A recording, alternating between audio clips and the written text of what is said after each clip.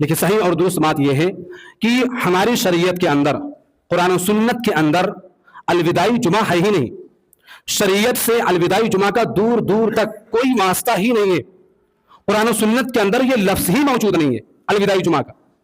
لہذا الوداعی جمعہ کا تصور جو مسلمانوں کے اندر پایا جاتا ہے، جو رمضان کا آخری جمعہ ہوتا ہے، اس دن خاص لباس پہننا، اچھے اچھے لباس پہننا، اور اسی طرح سے الوداعی جمعہ کی مبارکبادی دینا.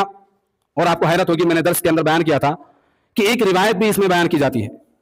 وہ روایت کیا ہے؟ من قضى صلاة من الفرائض في آخر جمعہ من شهر رمضان كان جابرا لكل صلاة فاتته الى 70 سنة.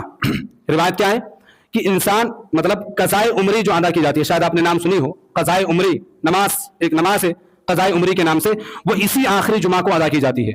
یہ حدیث گڑھی گئی، بیان کی گئی کہ اگر کوئی انسان رمضان کے آخری جمعہ میں ایک نماز قضا کر لے، ایک نماز ادا کر لے، تو اس کی جو 70 سال میں نمازیں فوت ہوئی ہیں، جو اس نے نمازیں چھوڑی ہیں، وہ تمام کی تمام نمازیں معاف ہیں.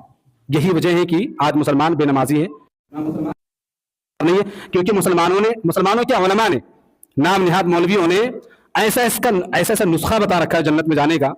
بس ایک بار کرنا ہے آپ کو. انگریزی دوا سے بھی زیادہ تیز ہے. ایک آخری جمعہ میں انسان ایک نماز، جو فرض نمازیں فوت ہوئی پوری زندگی 7 سال سے لے کر کے 70 سال تک جتنی نمازیں صاحب نے چھوڑی ہیں، ان کے لیے ایک نسخہ، آخری جمعہ میں قضائے عمری ادا کر لے انسان، ساری نمازیں معاف ہو گئی. اب انسان کو کیا چاہیے بھائی؟ کون نماز پڑھے گا؟ ظہر میں وضو بناؤ، عصر میں وضو بناؤ، مغرب میں، عشاء میں، فجر میں اٹھو، اور سردی میں اور دقت. ایک کام کرتے قضائے عمری ہی ادا کر لیتے، اور لوگ یہی کر رہے ہیں. لوگوں نے الوداعی جمعہ کے نام پر مسلمانوں کو بے نمازی بنانے کا تصور پیش کیا. اس جمعہ میں قضائے عمری ادا کی جاتی، اور یہ روایت جو میں نے پیش کی ہے یہ موضوع ہے، من گھڑت باطل روایت ہے. اس روایت کو خود ایک حنفی عالم اللہ علی قاری نے اپنی کتاب کے اندر باطل روایت قرار دیا ہے، بالکل موضوع. اس کا اللہ کے نبی صلی اللہ علیہ وسلم سے کوئی تعلق ہی نہیں ہے. لہذا ہماری شریعت کے اندر قضائے عمری کا کوئی تصور نہیں ہے، نہ تو الوداعی جمعہ کا کوئی تصور ہے، اور نہ ہی قضائے عمری کا تصور ہے. تو بہت حیرت ہوتی ہے. میں نے ذکر کیا تھا درس کے اندر، قرآن و حدیث کی جو بالکل صاف و شفاف تعلیم ہے وہ مسلمانوں کو نہیں پتا ہے.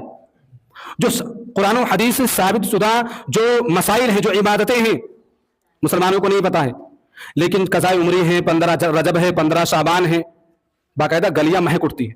لیکن 5 وقتہ نمازوں میں مسجدیں بالکل ویران. ابھی کل سے آپ دیکھ لینا مسجدوں کا جائزہ.